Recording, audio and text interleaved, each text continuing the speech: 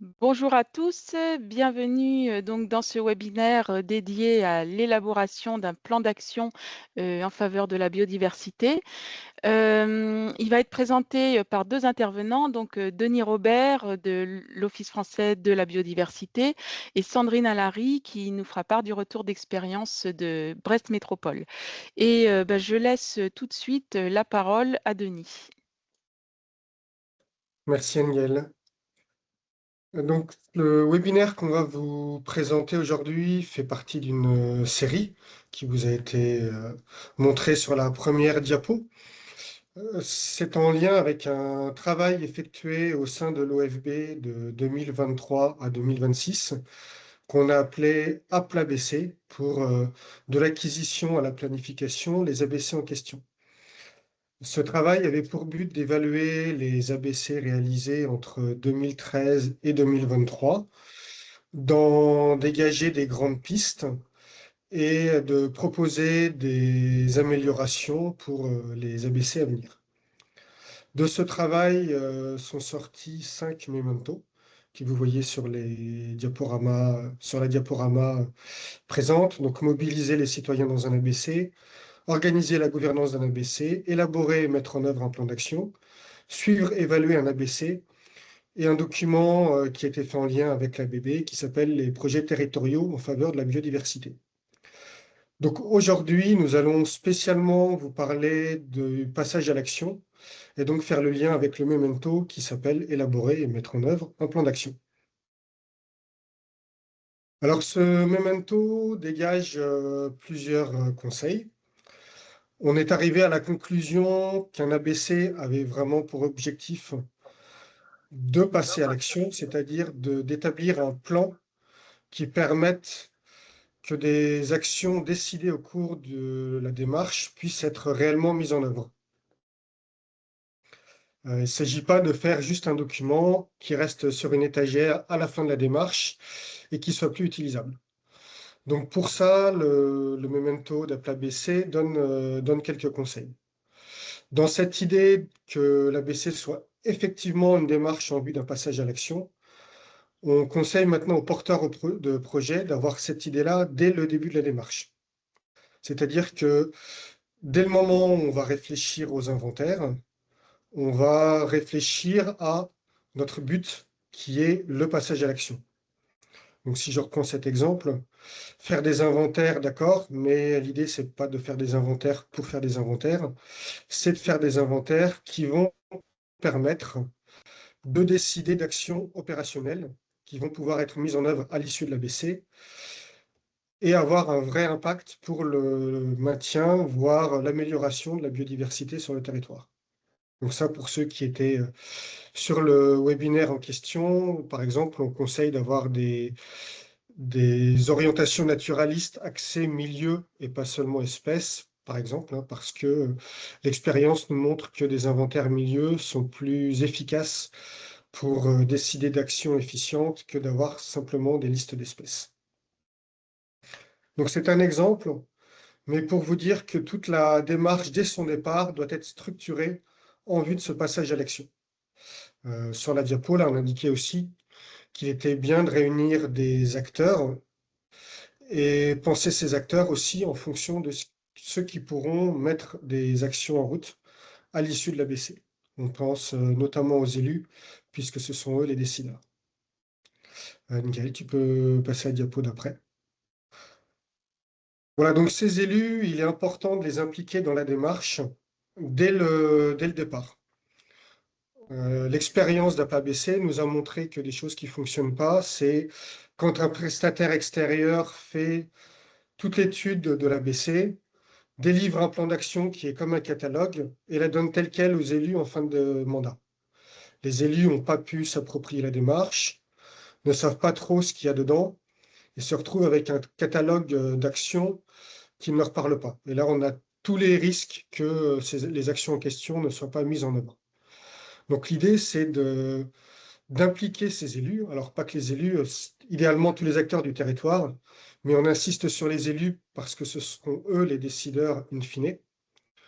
Et dès le départ de l'ABC, les impliquer dans, par exemple, des ateliers Alors, si on parle passage à l'action, on peut avoir un atelier dès le début de l'ABC pour leur faire réfléchir à eux, dès ce moment-là, quelles choses ils verraient qui pourraient être mises en œuvre pour sauvegarder ou améliorer la biodiversité du territoire. Et si on les implique dans la démarche dès le début, qu'on les fait réfléchir tout au long du processus, quand on arrivera à l'élaboration du plan d'action, on sera avec des élus qui auront pris part à la démarche, qui sauront de quoi on parle, qui auront une main dans les problématiques liées à la biodiversité et une participation active à cette élaboration du plan d'action. Et on a l'espoir que s'ils ont réellement participé à cette réflexion, eh ben, ils auront toutes les clés en main pour mettre les choses en œuvre à l'issue de l'ABC. Et on a indiqué, maintenant c'est demandé pour les nouveaux ABC, que ce plan d'action soit validé en conseil, soit municipal, soit communautaire, suivant qu'on est dans un atlas de biodiversité communal ou intercommunal. On peut passer à la diapo suivante. Et puis ensuite, un point de vigilance, c'est d'avoir un plan d'action qui intègre ce qu'on appelle des critères d'opérationnalité, c'est-à-dire des détails sur chaque action pour savoir comment on va effectivement la mettre en œuvre. Si vous indiquez juste dans un plan d'action, je vais prendre un exemple, favoriser les chauves-souris, c'est très vague, c'est une belle intention, mais c'est trop vague pour qu'effectivement les choses puissent être mises en œuvre. Donc pour chaque action décidée, il faudra idéalement que le plan d'action décrive étape par étape comment on va s'y prendre. Par exemple, si on décide de faire quelque chose pour les chauves-souris, eh bien, on va chercher un prestataire qui va pouvoir faire des formations. On va peut-être essayer de trouver un groupe d'habitants qui soit d'accord pour accueillir des nichoirs à chauves-souris chez eux. On va faire des ateliers avec eux pour construire des nichoirs. Donc, on va séquencer notre action en plein d'étapes, avec des dates. Donc, par exemple, les 3 premiers mois, on trouve un prestataire. Au bout de 6 mois, on fait une réunion avec des bénévoles. Au bout d'un an, on fait une réunion. Enfin, voilà, on séquence les actions avec des dates, et ce qui permettra aux personnes qui seront chargées de la mise en œuvre des actions d'avoir des repères temporels précis. On va réfléchir au budget, combien ça coûte de faire construire des nichoirs, éventuellement où est-ce qu'on trouve les financements, pour que pareil, ces choses-là soient calées dès le plan d'action et qu'on arrive in fine avec des choses très précises, très structurées. Si on n'a pas eu le temps de les trouver pendant l'ABC, eh ben, on va prévoir dans le plan d'action des étapes pour trouver les financements, par exemple. On va mettre un responsable, une personne chargée de l'action, pour qu'à l'issue de l'ABC, ben, ça soit monsieur Jean, je prends un nom au hasard, qui soit chargé de cette action, qui soit en responsabilité, qui la surveille. Et puis, on va intégrer des critères de suivi-évaluation pour que, par exemple, au bout d'un an, cette personne puisse se dire, ben voilà, on avait prévu de faire ça, voilà ce qui a pu être fait, voilà ce qui n'a pas pu être fait, et on réfléchit comment on peut rattraper la trajectoire si on voit qu'on n'a pas pu suivre ce qui était prévu. On va passer à la diapo suivante. Pour les actions de ce plan, notamment dans la concertation, on conseille 2 approches. Une approche par thématique, donc thématique, ça va être la sensibilisation à l'environnement. Par exemple, je prenais l'exemple accueillir les chauves-souris, on va pouvoir parler de gestion différenciée. Et puis une approche sectorielle, c'est-à-dire qu'on va se mettre sur des cartes avec les élus, les décideurs, les acteurs du territoire, au vu des inventaires, se dire, ben voilà, on décide que telle zone, il y a des enjeux prioritaires, donc telle action, on va les faire sur telle zone. Sur telle autre zone, les enjeux sont ça, on va faire telle action. Et voilà, on aura un plan d'action à double entrée. Une entrée par thème et une entrée par zone géographique sur le territoire de la collectivité concernée.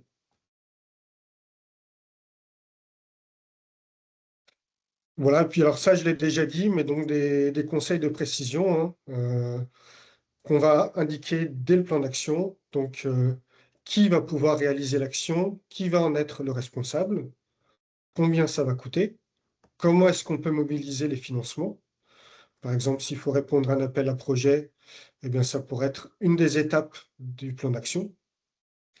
Un suivi évaluation au bout de, mettons, 1 an, 2 ans, 3 ans. Est-ce que l'action évolue bien comme on l'avait prévu? Et puis, il est important de communiquer sur ce qu'on veut faire. sur les actions qu'on compte mettre en œuvre pour que le public, le grand public, puisse être informé et puisse participer.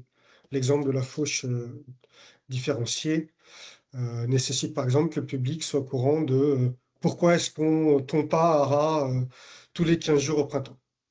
Et voilà tous les critères qui vont permettre et donner à toutes les chances à notre action d'être effectivement mise en œuvre. Et puis je vais m'arrêter là. Je vais passer la parole à Sandrine, juste sur un tableau. Donc vous verrez dans le memento concerné dont je vous ai parlé, que vous pourrez télécharger, qu'on a séquencé ces étapes sur des temps définis.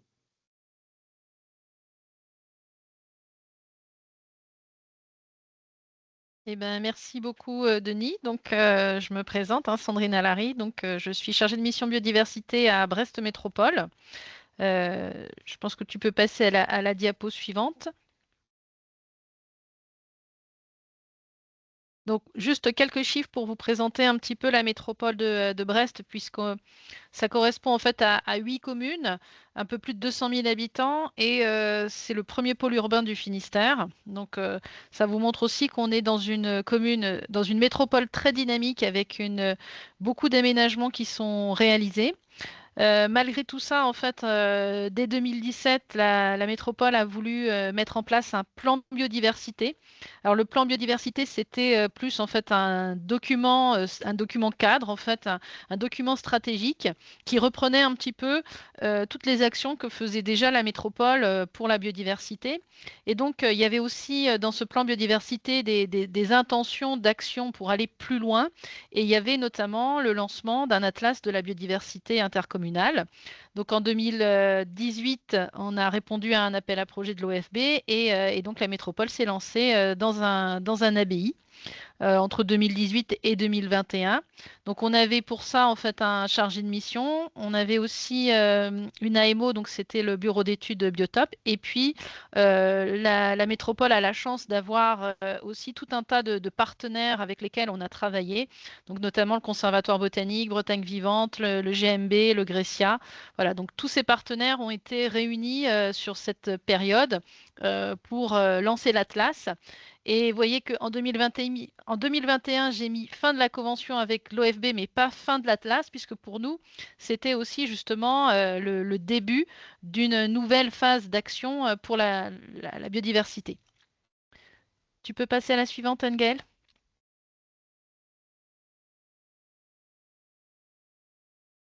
Donc, dans le plan, dans l'ABI, en fait, on avait déjà des objectifs qui avaient été plus ou moins anticipés, comme bon, acquérir de la connaissance. Ça, on sait déjà qu'effectivement, c'est quelque chose qui est fait dans tous les ABI.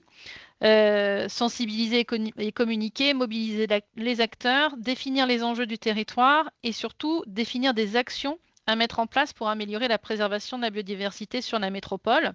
Et donc, effectivement, dès le départ, comme on avait aussi en tête un petit peu cette phase d'action, les connaissances qui ont été acquises avaient aussi pour but d'affiner un petit peu les choses pour savoir quel était l'état de la biodiversité sur le territoire et comment on pouvait améliorer cette biodiversité. Et donc, effectivement, l'acquisition de connaissances qui a été ciblée, c'était bien pour améliorer les connaissances dans le but de passer à l'action. Je pense que tu peux passer à la suivante. Donc, on avait aussi dans l'Atlas des éléments importants qui étaient donc des chiffres clés qui nous permettaient aussi un petit peu de poser les choses sur l'état de la biodiversité. On avait une cartographie des enjeux. Ça, c'était un élément important aussi parce que ça permettait de cibler déjà les secteurs de la métropole où finalement il faut qu'on ait un regard un petit peu particulier sur la biodiversité et donc en parallèle sur l'aménagement qui doit y être fait. On a eu aussi pas mal de temps de rencontre. Ça, c'était bien parce que ça permet aussi de cibler un petit peu quelles sont les attentes des habitants par rapport à cet atlas de la biodiversité, quels sont leurs intérêts. Est-ce que c'est des choses qui leur parlent? Est-ce qu'on a besoin aussi de mettre l'accent sur des actions par rapport à de la sensibilisation? On a aussi eu des livrables qui permettaient d'un petit peu de vulgariser la masse d'informations qu'on avait acquises pendant l'Atlas, parce que l'idée aussi d'avoir cette information, c'est de pouvoir la partager. Effectivement, la connaissance, ça a beaucoup d'intérêt, mais l'idée, c'était pas de garder la connaissance pour nous, c'était de bien pouvoir partager la connaissance avec déjà les élus, mais aussi avec les habitants du territoire qui étaient intéressés par la biodiversité. Donc il y avait déjà dans cet atlas l'idée d'avoir des moyens de communication vers le grand public, donc par des livrables, par une application, par des temps de rencontre. Donc finalement, la connaissance, elle servait à la fois pour un petit peu cibler des actions précises pour améliorer la biodiversité, mais aussi pour pouvoir donner aux habitants à voir quelle était la biodiversité qui existait encore sur Brest Métropole. Je pense que tu peux passer à la suivante. Donc sur le plan d'action de l'abbaye, on avait 4 axes de travail. Donc qui était un premier axe qui était plutôt sur la connaissance, parce que effectivement sur la phase 2018-2021, on a beaucoup fait d'études où on avait un petit peu de connaissances. Malgré tout ça, on s'aperçoit qu'il y a quand même encore pas mal de connaissances à acquérir sur certains groupes, par exemple, ou sur certaines portions du territoire qui étaient un petit peu moins bien couvertes par des inventaires, par exemple. Donc, le premier axe, en fait, du plan d'action, c'était de continuer finalement à acquérir de la connaissance sur les secteurs, notamment, où on avait assez peu de connaissances et notamment sur les secteurs urbains, puisqu'en fait, finalement, on voit bien que les secteurs où on a la meilleure connaissance, c'est là où les naturalistes en fait vont le plus. Donc en général sur le littoral ou dans les espaces naturels, là on a une bonne connaissance du territoire. Et finalement dans des secteurs plus urbains ou même des secteurs agricoles où il y a peu d'intérêt en fait pour les naturalistes, et ben là on a encore des manques de connaissances.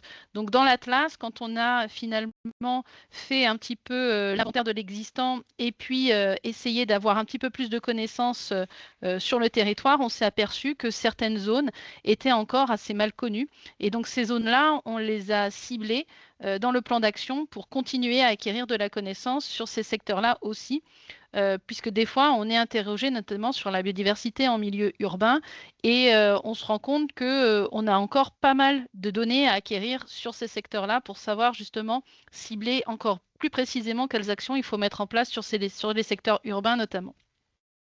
Ensuite, on avait un deuxième axe qui était plutôt sur de conforter la place de la biodiversité dans les stratégies de développement.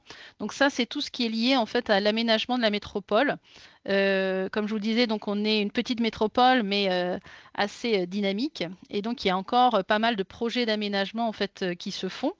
Et l'idée, c'était qu'à chaque fois qu'il y ait des projets, on puisse avoir au cœur de ces projets quand même la place de la biodiversité, la place des continuités écologiques.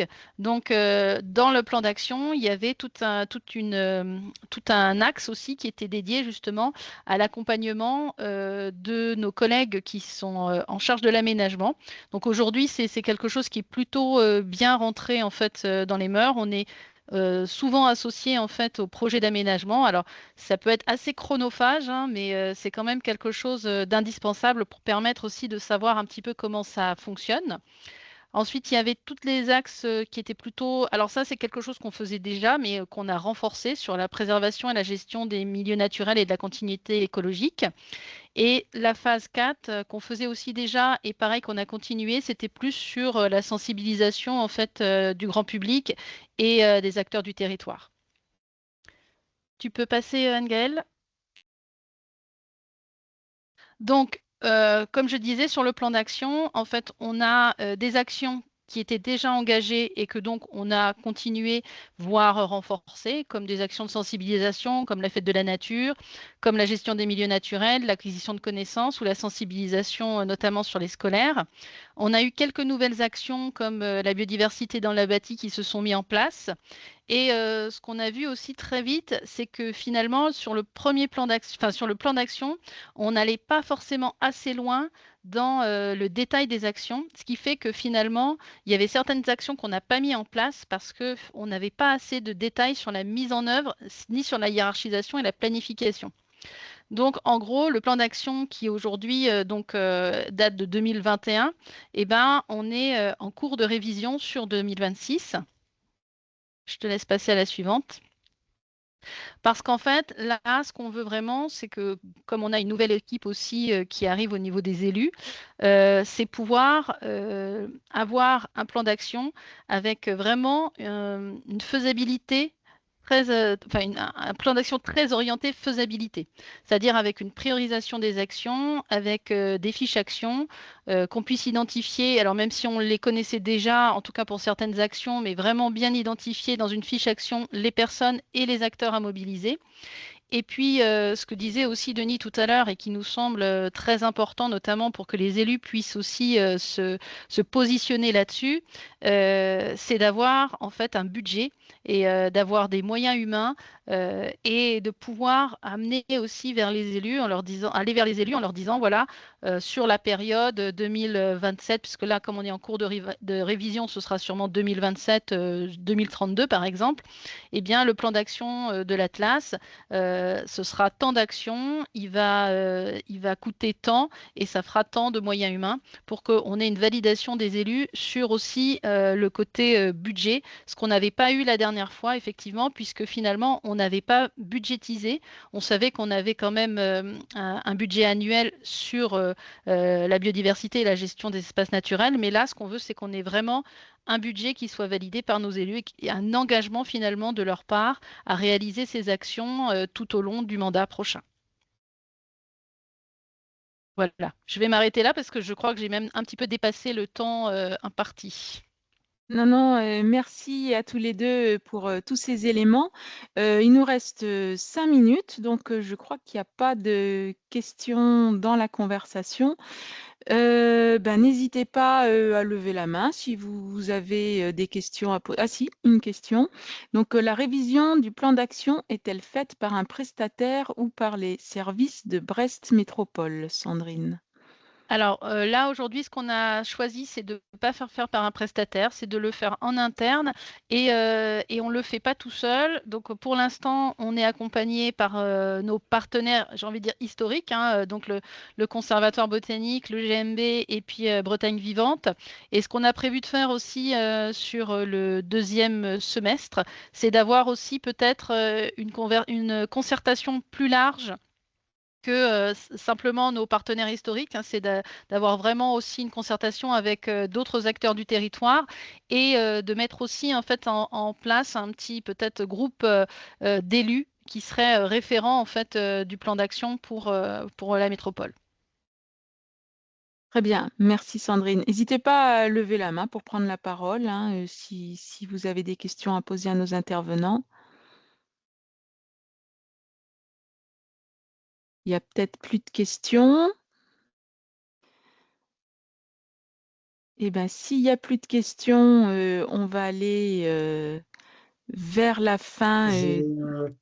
Ouais, je vois que Léo Ferrier est en train d'écrire, donc je ne sais pas s'il y a une Ouais, question en cours d'écriture ou pas.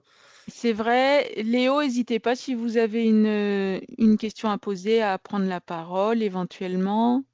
Ouais, j'écrivais pour vous remercier tout simplement. Ok, très bien. Merci à vous. Et alors, juste pour terminer ce webinaire, donc je vous rappelle que il va très bientôt être mis en ligne. Vous pourrez y avoir accès sur la chaîne YouTube de l'Agence bretonne de la biodiversité, tout comme les 4 autres qui ont déjà eu lieu. Vous trouverez également sur notre site internet onglet Ma question l'ensemble donc des ressources dont Denis a parlé en début de webinaire, donc les mémentos sur les ABC et le recueil méthodologique avec notamment donc une partie destinée à mettre en place un diagnostic écologique de territoire qui a été entièrement refondu dans le cadre du travail sur AppLABC.